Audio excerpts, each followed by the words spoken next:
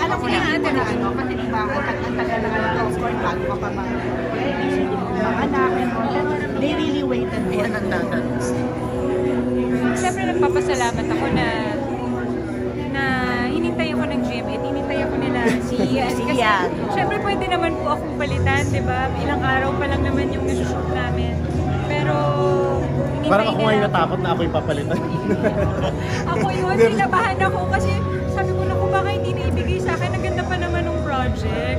Tapos first time ko makakasama si C. So, thankful ako na binigay pa rin nila sa akin. So, ikaw siyan, bakit din you really waited pa rin for Jeff sa project na ko? Hindi ka dumating sa punto na parang, sige po, I'll change na lang ibang project, mga gano'n. Kasi hindi ba tayo sure kailan talaga makakapag-shoot.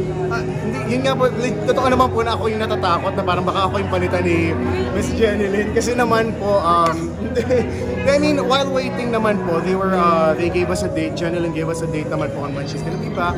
So I got to accept din naman po different projects while Jenny Lynn was resting and taking care of her baby. But it's good na hindi yung pinabayaan ng Jenny. Laking pasasalamat. Laking pasasalamat po. Uulit-ulitin ko yon na laking utang na loob po. Kasi nung in-offer naman po sa akin yung Love Diary, wala pa po akong nagagawa sa kanila. Ang nakikita pa lang po nila yung gawa ko po sa other station and I will always say I'm grateful. And of course kay Jenny Lynn, kasi syempre approve pa niya yun. Sino ba makakatrabaho? Sino ba yung makakatrabaho ko siyan? Sige, okay na, pwede na. Okay, thank you po.